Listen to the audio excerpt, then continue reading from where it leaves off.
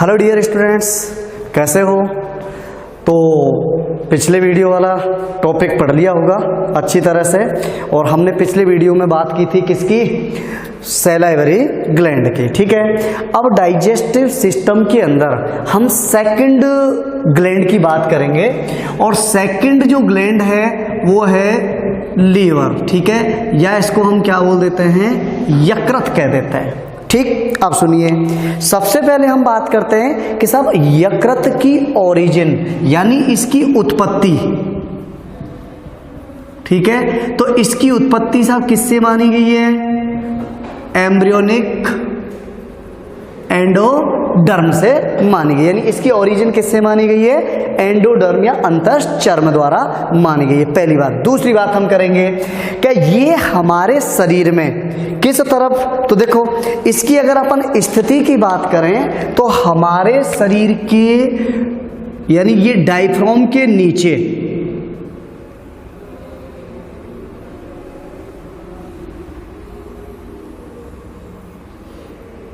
ये सिचुएशन होती है इसकी।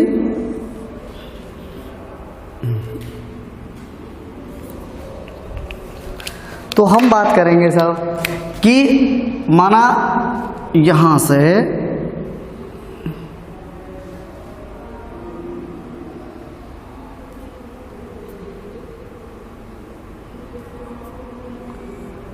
ये सिचुएशन होती है।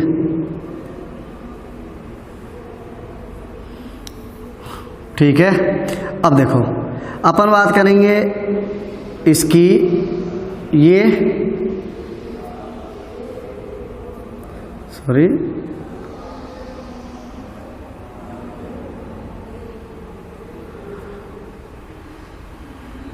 ये स्थिति होती है।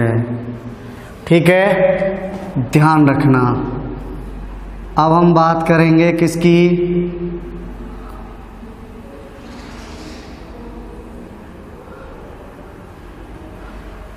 ठीक है, अब देखो कि इसका मतलब क्या हुआ? ये डायफ्राम है या तनुपट। ठीक है, हम जब डायग्राम की बात कर रहे थे डाइजेस्टिव सिस्टम की, तो हमने देखा था कि हमारी वक्ष गुहा को हमारी उदर गुहा से अलग करने वाला एक पेशीय पट होता है। इसको हम क्या बोल देते हैं? डायाफ्राम बोल देते हैं। ठीक है, या तनुपट कह देते हैं। और इस तनुपट के जस्ट नीचे हमारे बॉडी की किधर की साइड में? राइट साइड में, या हम कह सकते हैं दाएं भाग में कौन उपस्थित होता है साहब? लीवर उपस्थित होता है। ठीक है, अब सुनिए, लीवर उपस्थित होता है। इसकी अगर अपन बात करें वेट की, तो लीवर का वेट लगभग 1.2 से 1.5 किलोग्राम माना गया है। अगर हम बात करें इसके साइज की, तो इसका 15 से 22 सेंटीमीटर क्या होता है? साइज या इसका व्यास होता है। ठीक है, दूसरी चीज हमने बात कर ली थी डायफ्राम के जस्ट नीचे होता है। अब नेक्स्ट बात करेंगे हम क्या कि इसके मध्य में एक विशेष स्ट्रक्चर ये दिखाई दे रही है, इसको हम क्या बोल देते हैं? फैल्सी फॉर्म लिगामेंट कह देते हैं। क्या बोलते हैं? फैल्सीफॉर्म लिगामेंट। और इस फैल्सीफॉर्म लिगामेंट द्वारा देखो हमारा जो लीवर है कितने भागों में बट गया? 2 भागों में। देखो यहां से एक भाग ये दिखाई दे रहा है और एक भाग ये दिखाई दे रहा है। याद रखना, ये जो भाग होता है इस भाग की तुलना में छोटा होता है, और इसको हम क्या बोल देते हैं? इसको हम कह देते हैं, देखो अब हमें आमाशय की आवश्यकता है नहीं क्योंकि इसके बारे में हम ऑलरेडी पढ़ चुके हैं, तो इसको हम यहां से हटा देते हैं। ठीक है, अब सुनिए साहब, यानी ये वाला जो लोब होता है इसको हम क्या बोल देते हैं? लेफ्ट लोब कह देते हैं, या इसको बायां पिंड कह देते हैं। ठीक है ना। नेक्स्ट बात करते हैं, इससे जस्ट इधर की साइड में ये जो है इसको हम क्या बोल देते हैं? राइट लोब, या ये दायां पिंड होता है। बाएं पिंड की तुलना में दायां पिंड क्या होता है, बड़ा होता है। ठीक है, इन दोनों पिंडों को अलग करने वाली संरचना क्या कहलाती है, फैल्सीफॉर्म लिगामेंट कहलाती है। ठीक है, अब सुनिए कि लेफ्ट लोब से क्या होता है साहब, एक नलिका निकलती है और इस नलिका को हम क्या बोल देते हैं, लेफ्ट हेपेटिक डक्ट कहते हैं। और ये लेफ्ट हेपेटिक जो डक्ट होती है ना, ये क्या होती है साहब, ध्यान रखना, इसको हम क्या कह देते हैं, बाईं यकृत वाहिनी। और ये होती है राइट लोब में से निकल रही है, इसको हम क्या बोल देते हैं, राइट हेपेटिक डक्ट। ठीक है, और ये दोनों, ये यहां से निकली और ये यहां से निकल रही है, और ये दोनों निकलकर एक जगह पर क्या हो जाती है, मिल जाती है। दिख रहा है ये वाला एरिया, यहां ये मिल गई। तो ये जो मिली, इस एरिया को हम क्या बोल देते हैं, कॉमन हेपेटिक डक्ट। हिंदी में इसको बोलते हैं सामान्य यकृत वाहिनी। ओके, आगे चलो। अब हम देखते हैं साहब क्या, कि इसका जो राइट लोब होता है, बड़ा पिंड होता है, दायां पिंड, इसके जस्ट नीचे क्या होता है, या जस्ट नीचे या पीछे की ओर एक गुब्बारे नुमा संरचना पाई जाती है। और इस गुब्बारे नुमा संरचना को हमने क्या नाम दिया था, इसको नाम दिया था हमने गॉल ब्लैडर कहते हैं, या इसको पित्ताशय कहते हैं। पित्ताशय के द्वारा पित्त का निर्माण नहीं होता, लेकिन लीवर के लोब में जो पित्त का निर्माण होता है उसको स्टोर किस में किया जाता है, गॉल ब्लैडर में। अब सुनो, गॉल ब्लैडर से एक डक्ट निकलती है, दिखाई दे रही है, ये निकल रही। इस डक्ट को, यानी गॉल ब्लैडर की इस डक्ट को हम क्या बोल देते हैं, सिस्टिक डक्ट कह देते हैं, या सिस्टिक वाहिनी कहते हैं। ये क्या हो गई साहब, सिस्टिक डक्ट। ठीक है, और ये क्या है, कॉमन हेपेटिक डक्ट। अब देखो, कॉमन हेपेटिक डक्ट और सिस्टिक डक्ट यहां आकर आपस में क्या हुई, दोनों मिल गई। और जिस जगह पर ये दोनों मिल रही हैं उसको हम क्या नाम दे देते हैं, इसको हम कह देते हैं कॉमन बाइल डक्ट, या इसको हम क्या कहेंगे, सामान्य पित्त वाहिनी कहते हैं। ठीक है ना। और ये सामान्य पित्त वाहिनी यहां से चलती हुई, ध्यान रखना, ये क्या है, पैंक्रियाज। क्या है ये, पैंक्रियाज, अग्नाशय ग्रंथि। और इस अग्नाशय ग्रंथि से निकलने वाली एक डक्ट होती है, इस डक्ट को हम क्या बोल देते हैं, पैंक्रिएटिक डक्ट कहते हैं। और ये पैंक्रिएटिक डक्ट या अग्नाशयी वाहिनी, और ये अग्नाशयी वाहिनी, और इधर ये कॉमन वाइल डक्ट। ठीक है। अच्छा, एक चीज और याद रखना, इस कॉमन वाइल डक्ट को हम एक नाम और देते हैं, और वो नाम क्या है, देखो, इसको पता है हम किस नाम से भी जानते हैं, कई बार पूछ लिया जाता है, इसको हम बोलते हैं डक्टस कोलिडोकस। क्या बोलते हैं इसको, डक्टस कोलिडोकस। तो याद रखना, डक्टस कोलिडोकस किस किस से मिलकर बनी है, प्रश्न पूछ लिया जाता है, तो वहां तुम्हें याद रखना है सब, पित्ताशय से निकलने वाली सिस्टिक डक्ट, और कॉमन और यकृतीय पिंडों से निकलने वाली कॉमन वाइल डक्ट मिलकर किसका निर्माण करती है, डक्टस कोलिडोकस। और ये डक्टस कोलिडोकस यहाँ पैंक्रिएटिक डक्ट से मिलती है, और पैंक्रिएटिक डक्ट से ये यहाँ इस जगह पर मिली ना, इस एरिया को हम क्या बोल देते हैं भाई, हिपेटो पैंक्रिएटिक डक्ट। ठीक है। अब एक चीज और याद रखना कि अपना जो यकृत पिंड होता है ना, इसका बड़ा, ये भी आगे दो भागों में बटा हुआ होता है, और इसको हम एक डायग्राम के माध्यम से देखते हैं। देखो, हम क्या करते हैं, यकृत को ऐसे घुमाते हैं और ऐसे घुमाकर हम देखते हैं। जब ऐसे घुमाकर देखोगे तो क्या सिचुएशन दिखाई देती है, देखो, आ जाओ इस डायग्राम पर। जब हमने ये घुमाया तो ये हो गया तुम्हारा क्या, राइट लोब, ये हो गया क्या तुम्हारा, लेफ्ट लोब। ठीक है ना। ये क्या हो गया तुम्हारा, गॉल ब्लैडर हो गया।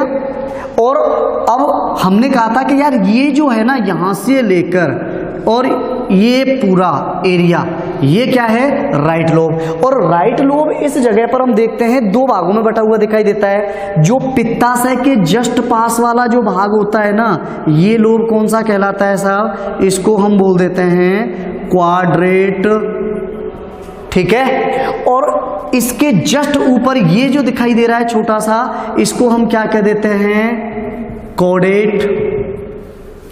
ठीक है। दूसरा, ये संरचनाएं दिखाई दे रही हैं, ये हिपैटिक आर्टरी है। क्या है ये? हिपैटिक आर्टरी, जो रेड कलर की दिखाई दे रही है। इधर हम बात करते हैं साहब, ये इनको हम क्या बोल देते हैं, हिपैटिक पोर्टल वीन कह देते हैं। ठीक है ना। ये वीना कावा होती है, सुपीरियर वीना कावा। ठीक है ना। अच्छा, तो इस तरह से मैंने बताया था कि जब हम इस लीवर को ऐसे करते हैं, पीछे से देखते हैं, तो ये क्या होता है सब कॉर्डेट एंड क्वाड्रेट में बटा हुआ दिखाई देता है, राइट लोब। और ये जो स्ट्रक्चर दिखाई दे रही है ना, ये स्ट्रक्चर कहलाती है फैल्सीफॉर्म लिगामेंट। इसके द्वारा ही तो राइट लोब और लेफ्ट लोब दोनों अलग हैं। ध्यान रखना, हमने ये यकृत यहां से ऐसे करके जब देखा है ना, तब ये पार्ट दिखाई दिए। ठीक है ना। चलो, ये सारी बात हो गई किसकी, एक्सटर्नल स्ट्रक्चर की। अब हम बात करेंगे साहब कि इसकी आंतरिक संरचना कैसी होती है। यहां तक क्लियर हो गया। अब देखो, आंतरिक संरचना की हम बात कर लेते हैं। तो सुनिए साहब कि आंतरिक संरचना जो बनी होती है वो क्या होती है, विशेष प्रकार के पॉलीगोनल पिंडों द्वारा बनी होती है। ठीक है।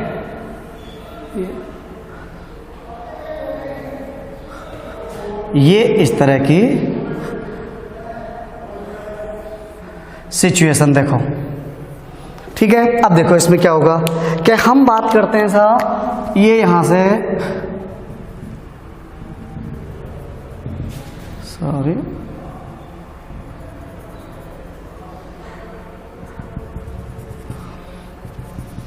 इस तरह की सिचुएशन होती है भाई, याद रखना। ये इस तरह की स्थिति होती है।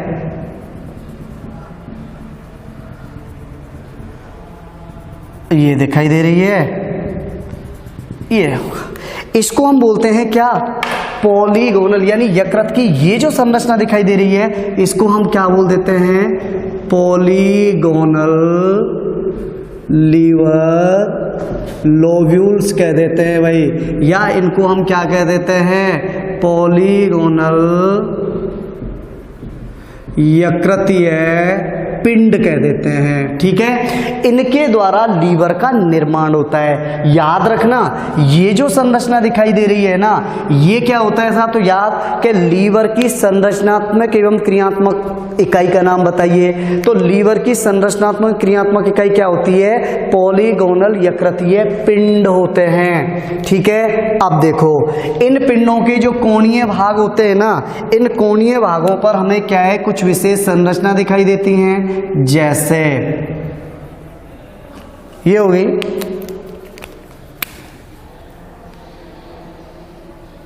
जैसे ये हुई, जैसे ये हुई। ठीक है ना। अब देखो, ये जो संरचना है इसको हम बोल देते हैं ब्रांच ऑफ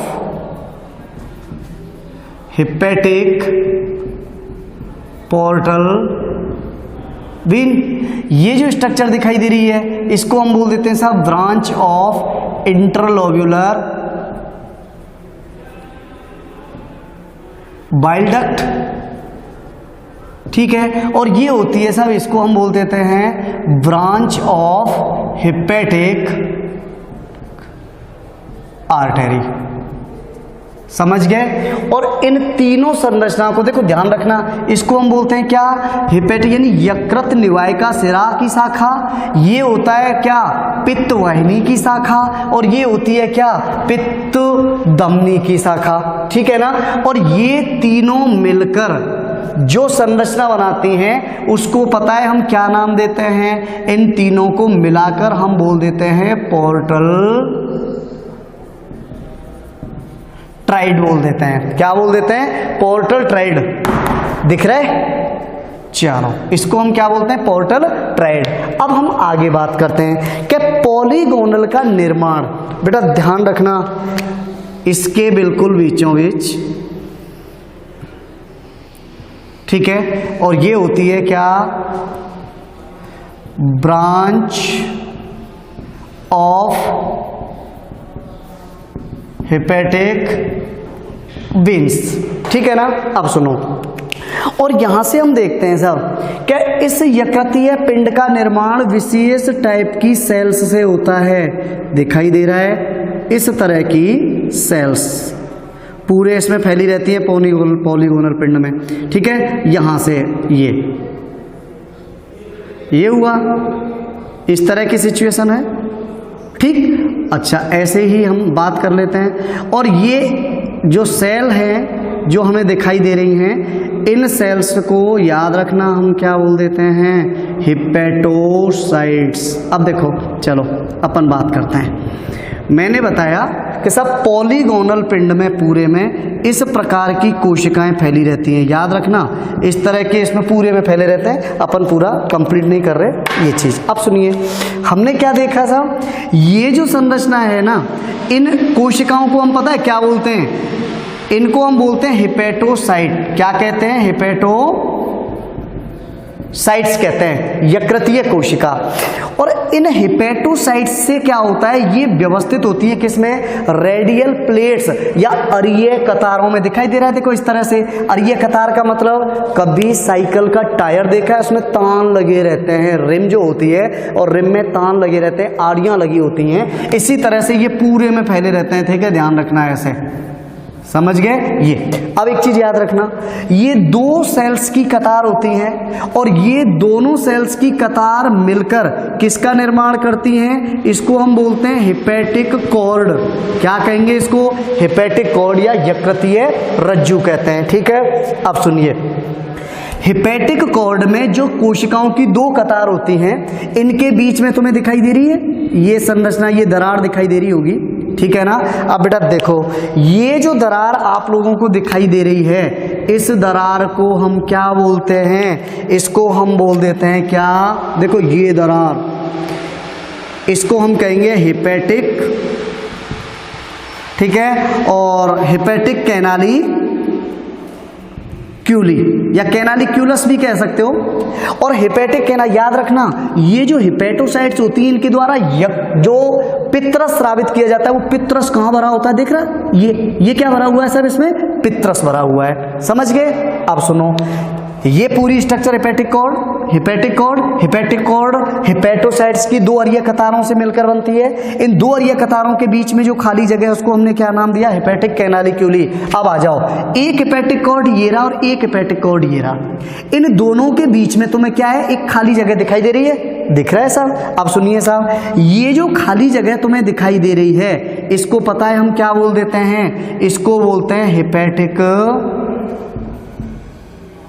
साइनोसॉइड या यकृतीय रक्त पात्र कहते हैं। ये क्या कहलाते हैं, यकृतीय रक्त पात्र। एक चीज याद रखना, इनमें ब्लड भरा होता है। दूसरी बात, यहां हिपैटो जो साइड्स होती है वो एंडोथीलियल सेल्स का कवर होता है इस पर, इस तरह से। यहां पे हो गया, ये हो गया, ये क्या है, एंडोथीलियल सेल्स का कवर। और इस कवर पर अमीबीय आकार की, देखो इस तरह की दिख रहा है, पूरे इसमें फैली रहती हैं। इस तरह की सेल्स क्या होती हैं, फैली रहती हैं। बेटा याद रखना, इन सेल्स को हम क्या बोलते हैं, इन सेल्स को हम बोलते हैं कुप्फर सेल्स। ये मैक्रोफाइज टाइप की होती हैं, ठीक है ना। यानी अब इनका काम क्या होता है कि मृत आरबीसी एवं मृत आरबीसी तथा क्या काम करेगी, ये जो भी ब्लड में मान लो कुछ बैक्टीरिया वगैरह आते हैं या जो मृत आरबीसी होती हैं, उनको नष्ट करने का काम करते, सब ब्लड प्यूरिफाई में सहायता करती है क्या, कुप्फर सेल्स, ठीक है। तो ये चीज ध्यान रखना। इसके अलावा इसमें क्या होता है, अनेक इस तरह की सेल पाई जाएंगी पूरे यकृतीय पिंडक में। इनको हम क्या बोलते हैं, फैट स्टोर सेल। यानी हम इसके जब कार्य के बारे में पढ़ेंगे ना, तो पता चलेगा कि साहब यकृत है वो कुछ मात्रा में वसा का स्टोर भी करता है और वो इन सेल्स में क्या होता है, बटा होता है। उसके बाद देखो इन यकृतीय कोशिकाओं से क्या होता है साहब कि विशेष प्रकार की डक्ट्यूल्स निकलती हैं, मैंने बता दिया था, जिनमें हम बात करते हैं hepatic artery, hepatic portal veins and hepatic while duct. और ये वाइल डक्ट निकल कर क्या है, कोणीय भागों में आके खुलती हैं, ये वाले पोर्शन में, ठीक है। और इन वाले पोर्शन में आकर ये यानी bile duct, vein and artery मिलकर पोर्टल ट्राइड का क्या करती हैं, निर्माण करती हैं, ठीक है ना। तो ये हमारे लीवर की एक्सटर्नल और इंटरनल स्ट्रक्चर की बात हम कर चुके हैं, ठीक है। अब अगले वीडियो में हम बात करेंगे लीवर के कार्य, ठीक है। धन्यवाद।